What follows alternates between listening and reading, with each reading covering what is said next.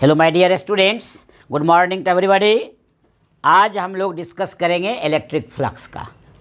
Electric field चल रहा था, डिफरेंट वे में आपने देखा। आज हम लोग न्यू टॉपिक स्टार्ट कर रहे हैं, इलेक्ट्रिक फ्लक्स। और इलेक्ट्रिक फ्लक्स के साथ हम लोग आगे बढ़ेंगे गॉस लॉ में। लेकिन गॉस लॉ जाने से पहले इलेक्ट्रिक फ्लक्स की जानकारी ज़रूरी है। पहले हम लोग इलेक्ट्रिक फ्लक्स से इंट्रोड्यूस हो लें, परिचय हो लें, तब आगे बढ़ते हैं। देखिए मैं लिखता हूँ इलेक्ट्रिक फ्लक्स। इलेक्ट्रिक फ्लक्स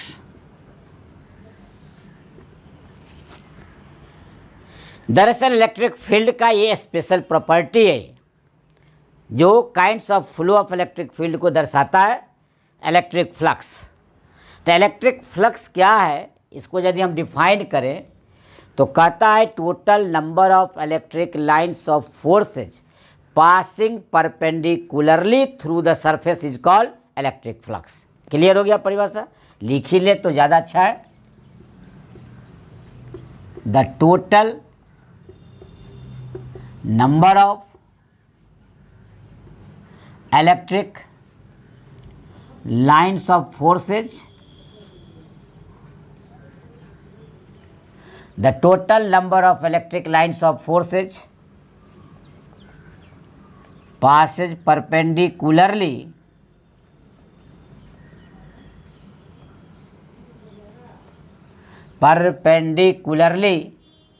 जिसको बोलते हैं नॉर्मल,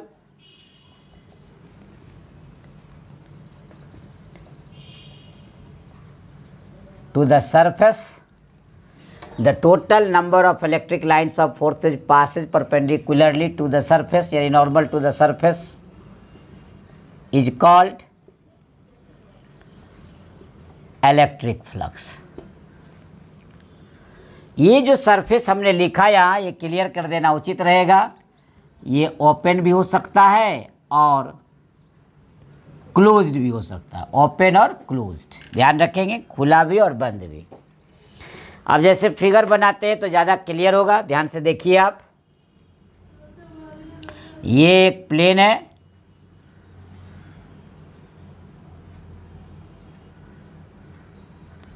ये इलेक्ट्रिक फील्ड आप दिखा रहे,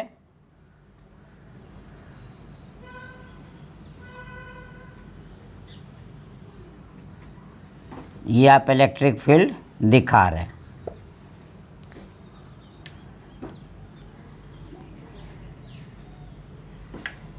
इसी का दूसरा फिगर देखिए आप।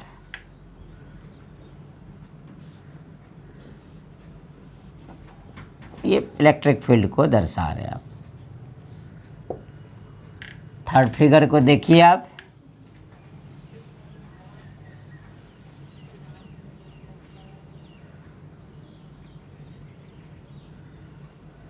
ये फिगर को देखिए।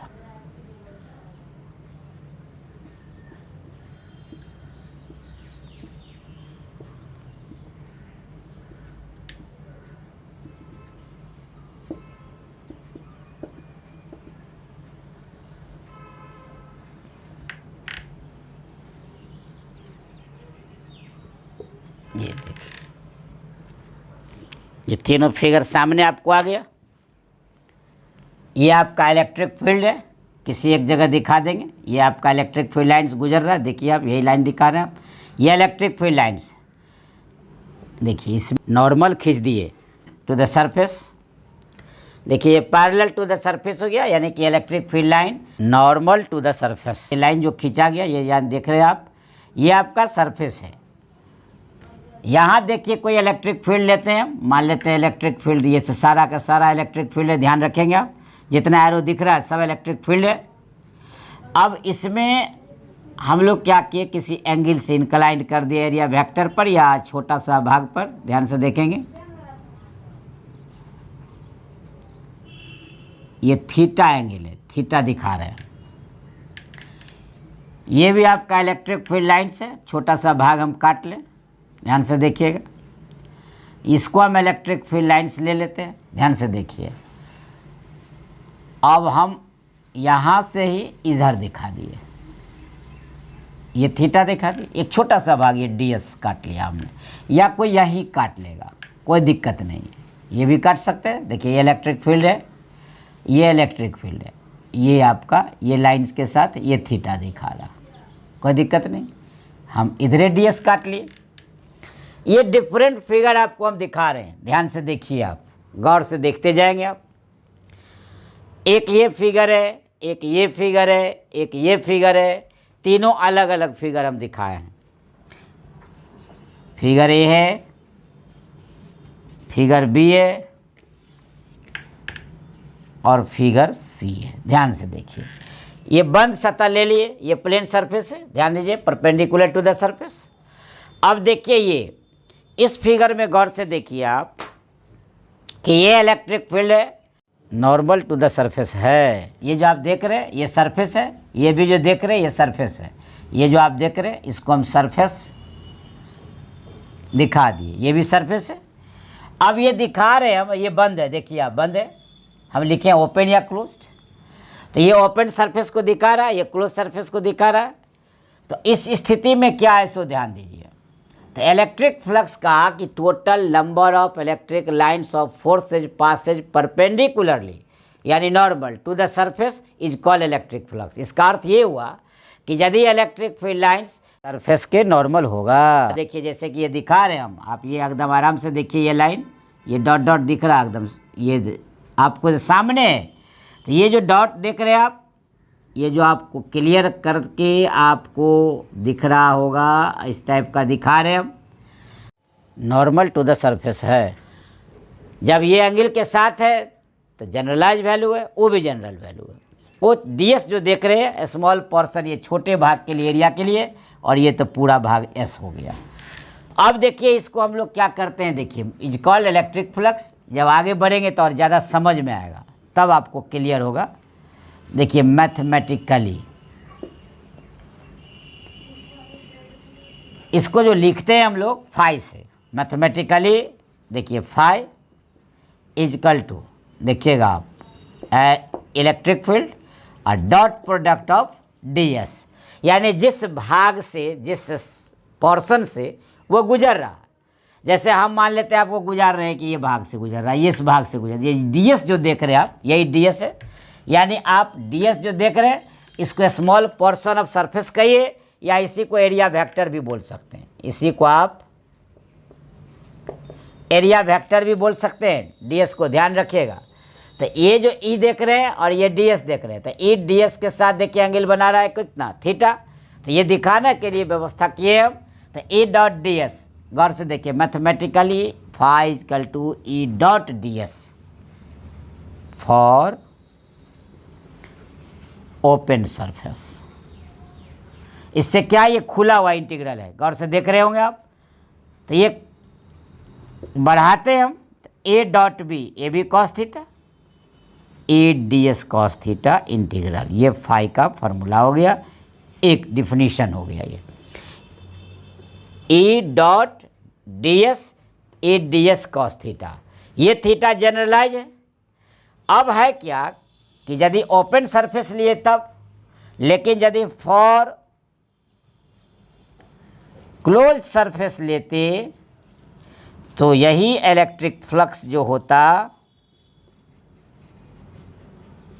ये फाई, यही इंटीग्रल, और ऐसे इसको बंद कर दिए तो ये क्लोज्ड हो गया। आप जब एक वृत्त जैसा खींच करके बीच से दिए तो ये बंद हो गया, बंद आकृति, ये खुली आकृति है ओपन, और ये बंद आकृति है क्लोज्ड। लेकिन इसके फार्मूला में कोई अंतर नहीं आएगा।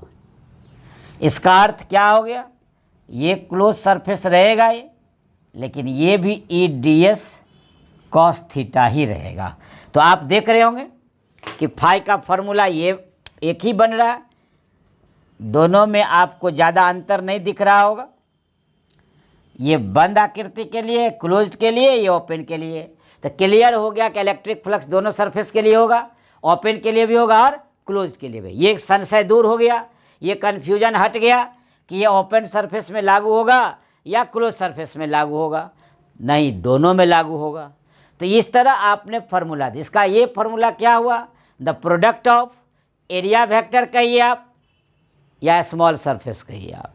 तो एरिया वेक्टर को यदि हम इलेक्ट्रिक फील्ड के साथ डॉट प्रोडक्ट करके इंटीग्रल निकाल दें तो टोटल फ्लक्स हमारा मैथमेटिकली क्या होगा, डिराइव हो जाएगा। सीबीएसई के बच्चे ध्यान देंगे, यदि आपको बोर्ड परीक्षा में कहता है डिफाइन इलेक्ट्रिक फ्लक्स, आप ये लैंग्वेज नहीं याद है आपको, लेकिन ये मैथमेटिकली याद है, phi equal to integral on ADS या phi equal to integral on close surface of ADS. आप केवल ये लिख देते हैं तो आपको 1 मार्क का ऑब्जेक्टिव 1 मार्क देगा। ये डिफिनीशन हो गया, कोई ज़रूरी नहीं है कि ये लिखे, मैथमेटिकली लिख दे। यही 2 मार्क्स का क्वेश्चन यदि स्टेट बोर्ड या सीबीएसई में आता है तो 2 मार्क्स में ये भी लिखेंगे और फिगर भी शो करें। इससे ये क्लियर हो जाएगा कि 1 मार्क फिगर को गया, 1 मार्क फार्मूला को गया। ये क्लियर हो गया कि आप क्या बताना चाहते हैं। देखिए ये बंद आकृति है, क्लोज सरफेस है, इसका किसी भी जगह डीएस काट लिए, हम यहाँ डीएस काट लिए, यहाँ डीएस काट लिए, तो ये भी डीएस देखिए इलेक्ट्रिक फील्ड के साथ, ये जो देख रहे हैं आप, तो इलेक्ट्रिक फील्ड के साथ थीटा एंगल बना रहा है। यहाँ भी एक डीएस ई के साथ थीटा एंगल बना रहा है। यहाँ भी ये देख रहे हैं आप, इसको हम डीएस कर दें तो ये डीएस ई के साथ, ये जो देख रहे हैं आप इलेक्ट्रिक फील्ड है, ध्यान रखेंगे, तो इलेक्ट्रिक फील्ड के साथ थीटा बना रहा है।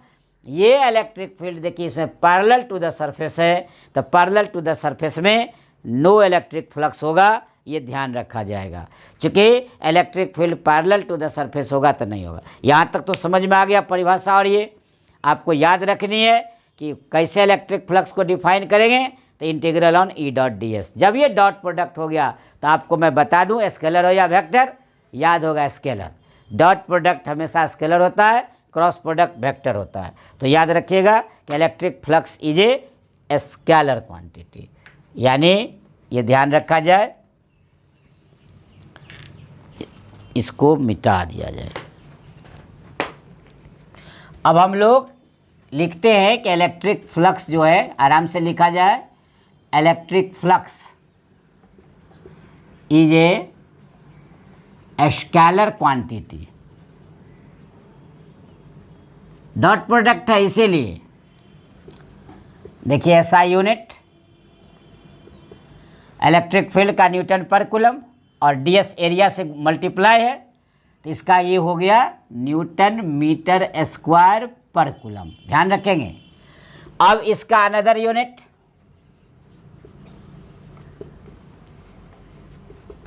अनदर यूनिट क्या लिखेंगे, वोल्ट मीटर। अनदर यूनिट हो गया वोल्ट मीटर वीएम, ध्यान रखिएगा। और dimensional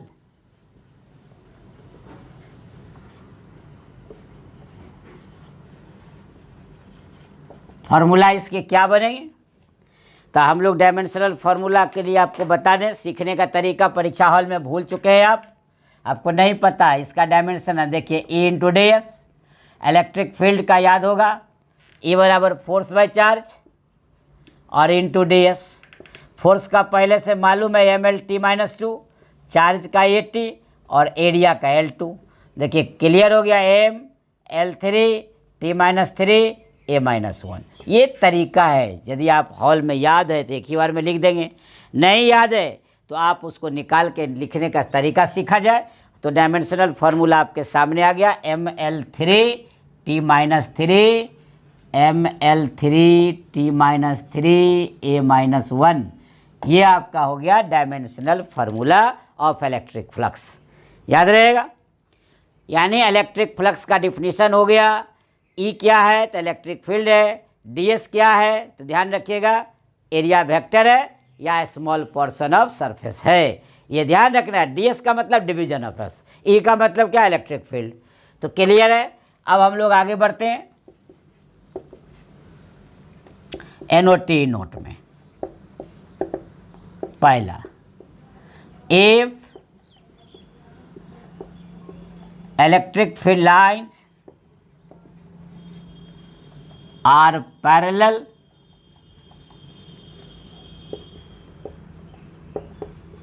to the plane surface,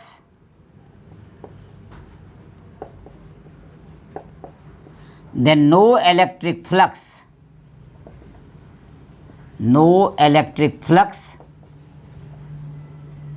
through the surface।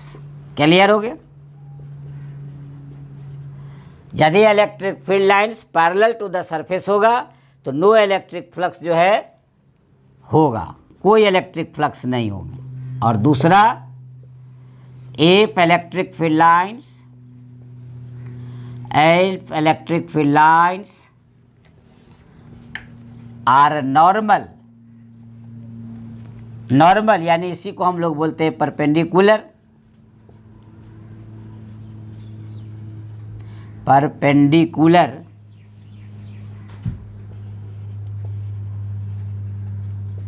To the surface, then maximum electric flux through the surface। Clear हो गया? जब पैरेलल होगा तो इलेक्ट्रिक फ्लक्स का मान 0, यानी इससे क्लियर हो गया कि that is phi is equal to 0, no electric flux. और इसमें जो होगा फाई जो हो गया वो मैक्सिमम, ध्यान रखिएगा, फाई मैक्सिमम होगा और उसमें 0 हो जाएगा। क्लियर हो गया? अब देखिए, ऐसा भी हो सकता है कि जो क्लोज सरफेस लिए आप, अब क्लोज सरफेस में इलेक्ट्रिक फील्ड लाइंस कैसा होगा, वो तो बाहर से आएगा। जब बाहर से आएंगे, ध्यान से देखा जाए, जब आपको इलेक्ट्रिक फील्ड लाइंस, हम इसको नोट नंबर 3 बढ़ा देते हैं, आगे आपको अच्छा होगा, आसानी होगी। नंबर 3 देखिए आप, if electric field lines enter to the closed surface, बंद सतह, then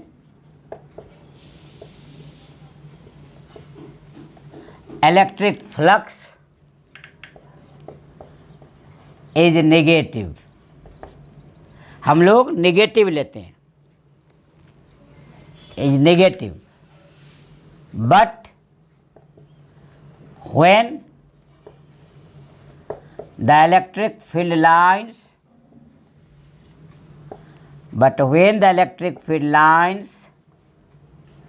leaves the closed surface,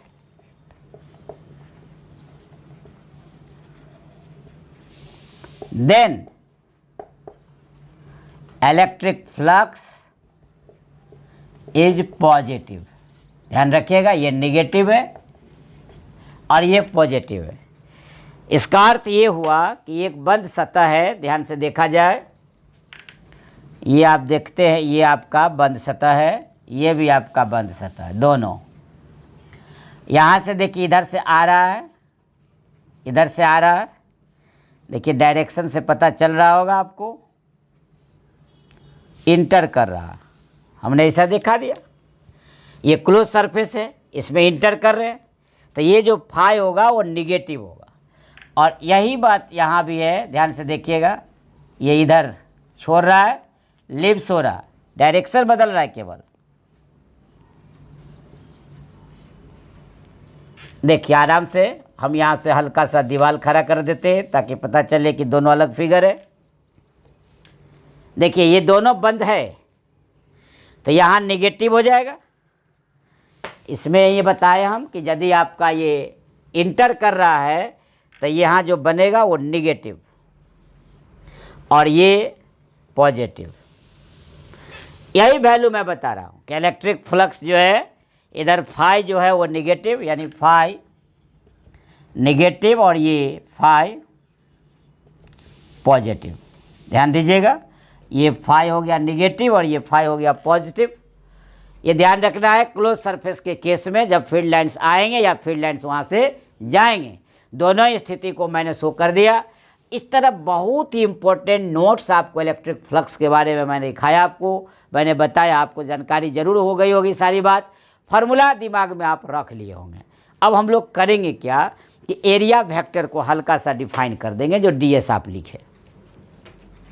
अब यहाँ हम लोग यूज किए थे डीएस एरिया वेक्टर, तो थोड़ा सा हम लोग क्या करते हैं कि एरिया वेक्टर को यहाँ डिफाइन कर देते हैं। एरिया वेक्टर यानी ds। क्या था area vector? A small portion of the surface, जिस सरफेस की कल्पना करते हैं उस सरफेस का छोटा सा भाग represented in vector form is called area vector. कहता है द स्मॉल पोर्शन, भाग, the small portion of a surface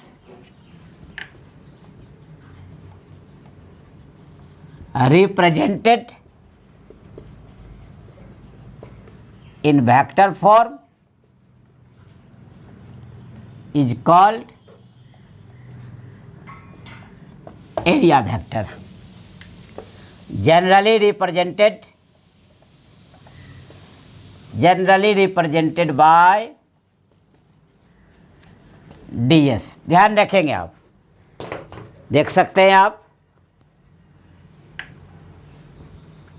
एक छोटा सा हम लोग सरफेस इसका काट लेंगे, ये जैसा है आपका ऐसा देख ले सकते हैं आप।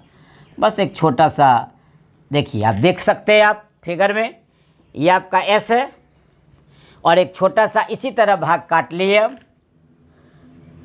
और यही हमारा, इसको हम लोग दिखा दिए। ध्यान से देखिए, यही मेरा ds दिखा रहे तीर से, तो ये आपका ds कहिए, यहाँ भी कहिए या वहाँ कहिए, यही ds दिखा दिया आपको हम। और ये अब छोटा सा भाग, तो इसी को बोलते हैं हम लोग एरिया वेक्टर। ध्यान क्लियर हो गया? तो ये आपका हो गया area vector. Small portion of the surface represented in vector form is called area vector, generally represented by ds। और ds यदि एरिया है तो नेचुरल है, इसका यूनिट क्या होगा? Metre square. ऐसा यूनिट इसका हो जाएगा मीटर स्क्वायर। डायमेंशन लिखना होगा L2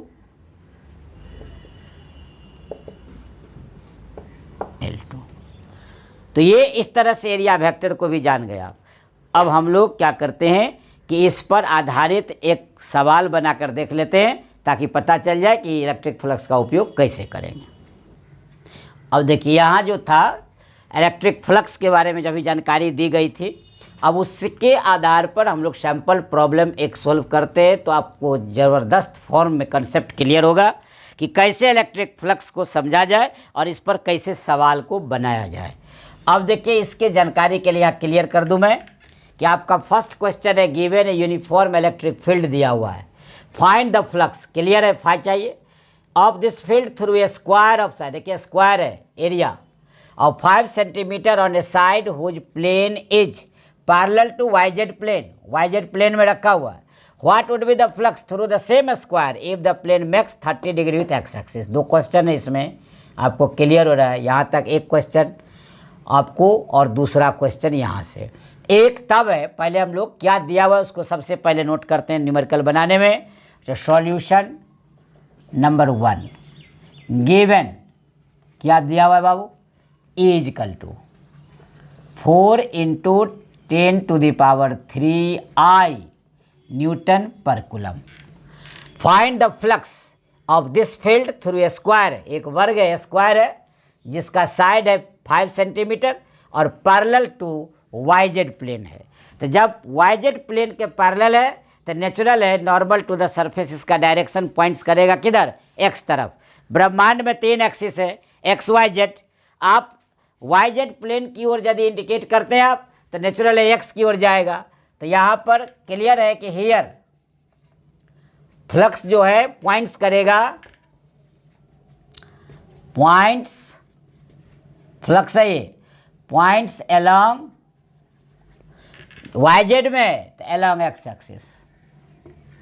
और ये I भी आपको X को बताता है, ये पहले से जानकारी है आपको। I X axis, J Y axis, K Z axis. तो ये इलेक्ट्रिक फील्ड दिया हुआ है और along X axis flux represent करेगा। तो phi is equal to E ds कौन चीज़? cos 0 degree.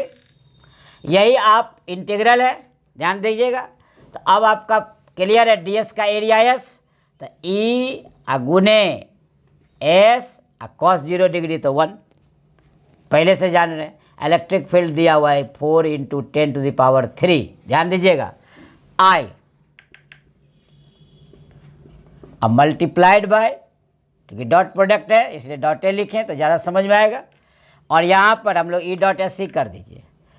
अब देखिए एस क्रॉस कर सकते हैं, कोई प्रॉब्लम नहीं है, लेकिन डॉट इसलिए कि डॉट प्रोडक्ट के रूप में जाना जाता है, इसलिए हम गुना कर रहे हैं। अब देखिए सरफेस एरिया स्क्वायर है, स्क्वायर का एरिया क्या होता है, साइड का स्क्वायर, तो नेचुरली हो जाएगा 5 का स्क्वायर करेंगे तो 25 सेंटीमीटर स्क्वायर, इसको हम लोग मीटर बना दिए, और ये भी आई हो जाएगा, चूँकि हम लिख दिए अलोंग कौन एक्सिस, एक्स एक्सिस, तो अलोंग एक्स एक्सिस आएगा तो दोनों सेम हो जाएगा आई और आई, तो मल्टीप्लाई होकर क्लियर हो गया। 25 को 4 से मल्टीप्लाई करेंगे 100, और 4 में से 3 जाएगा तो क्या हो जाएगा -1, ध्यान दीजिए। तो 25 को 4 से मल्टीप्लाई कीजिए 100, 10⁻⁻1, एक जीरो से एक जीरो क्या हो गया कैंसिल, तो सीधे आ गया 10। तो ये आपका निकल गया इलेक्ट्रिक फ्लक्स, ये आ गया आपको 10, 10, देखिए एक जीरो से एक जीरो कैंसिल हो गया। इस तरह अब यूनिट डालना है, तो यूनिट तो लिखा चुके हैं हम अभी, तो ये न्यूटन मीटर स्क्वायर पर coulomb, this is your answer. Half part इसका सवाल बना यहाँ तक, यही क्वेश्चन है, क्वेश्चन सेम है, लेकिन आपके नॉलेज के लिए फिर कह रहा है कि what would be the flux through the same square if the plane makes 30 degree with किस एक्सिस, एक्स एक्सिस। फिर एक्स एक्सिस के साथ आ ही रहेगा, लेकिन क्या है 30 डिग्री है, तो देखिए अब इसमें क्या होगा, चेंज कर जाएगा, integral on EDS cos 30 degree, तो 30 डिग्री तो भरेंगे नहीं हम, ध्यान दीजिए यहाँ क्या भरेंगे, EDS cos थीटा, ये आपका जनरल फॉर्मूला हो गया, ये 1 था ये 2 कर देते हैं।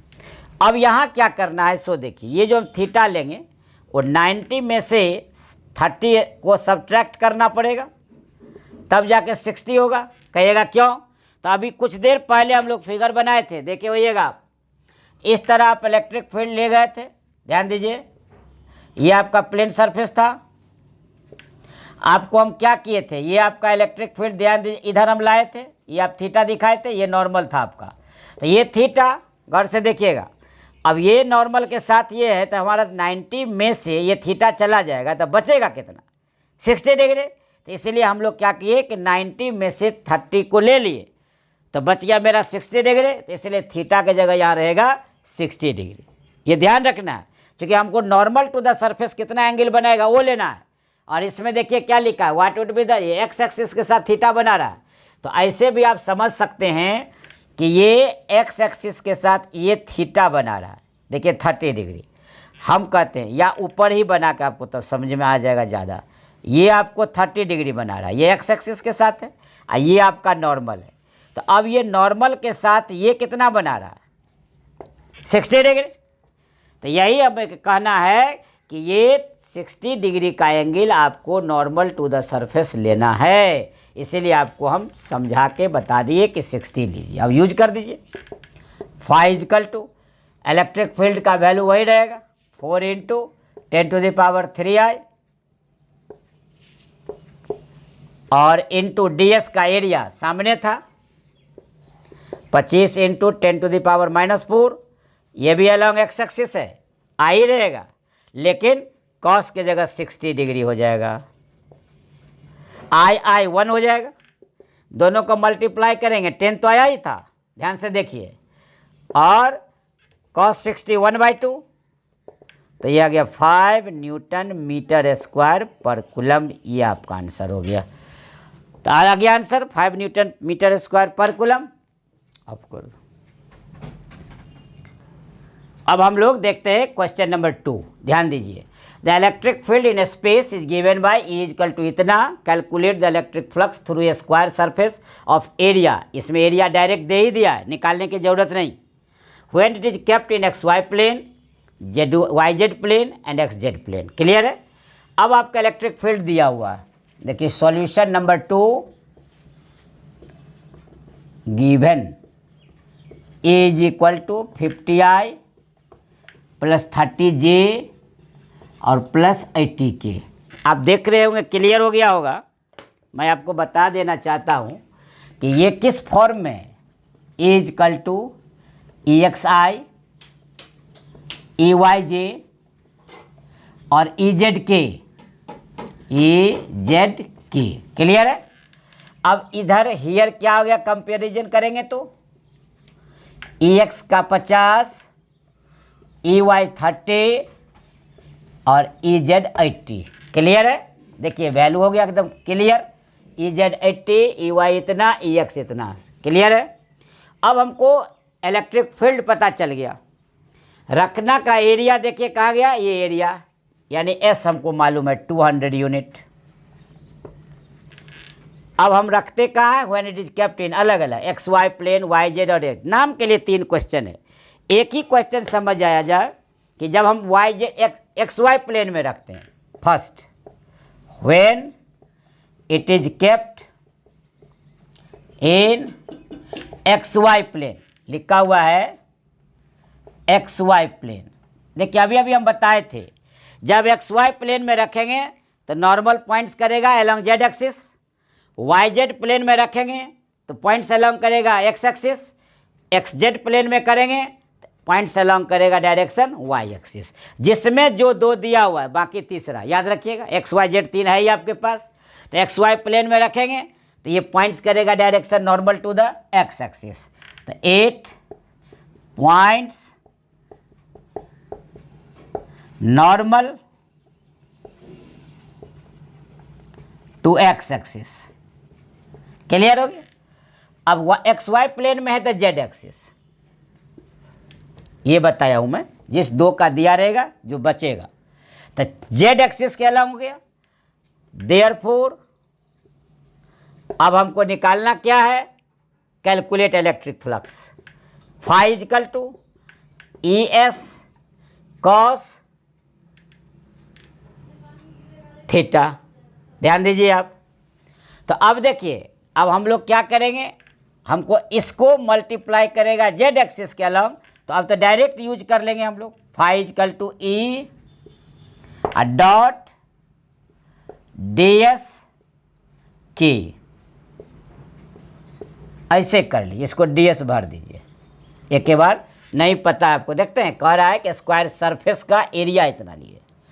अब देखिए ए डी एस के क्यों लिखे यहाँ, तो के जेड एक्सिस के कारण, एक्स रहता तो आई, वाई रहता तो जे और जेड रहता तो के। अब भर दीजिए इसका वैल्यू, फाई इजकल टू ई के जगह कितना हो गया, यहाँ किस प्लेन में रखे आप रखे हैं एक्स वाई प्लेन में, यहाँ तक क्लियर है। तो ई का तो पूरा वैल्यू रखाएगा 50i plus 30j plus 80k into D S के जगह 200k भरा गया।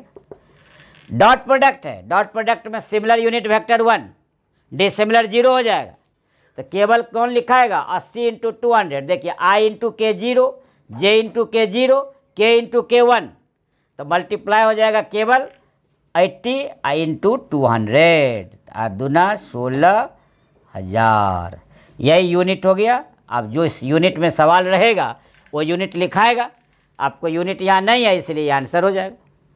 तो ये आपका हो गया फर्स्ट, ये आपका हो गया फर्स्ट। अब देखिए सेकेंड, कहाँ रख रहे हैं आप सेकेंड, वाई जेड प्लेन में, तो when it is kept in Y Z plane then it points normal to x axis, clear हो गया। therefore phi is equal to, फिर मेरा आ जाएगा e dot d S, x axis के साथ क्या होगा आई लगेगा, इसलिए कि हाँ आप वाई जेड में रखे तो एक्स एक्सिस के साथ, देखिए वहाँ एक्स वाई में रखे थे तो जेड एक्सिस में क्या आया, तो एक्स एक्सिस में आई आएगा। अब ई का 50i plus 30j 80k into D S 200 और आई की जगह रहेगा आई डॉट आई 1 होगा, बाकी 0 हो जाएगा। तो 5 को 2 से गुणा कीजिए, 10,000 हो गया यूनिट।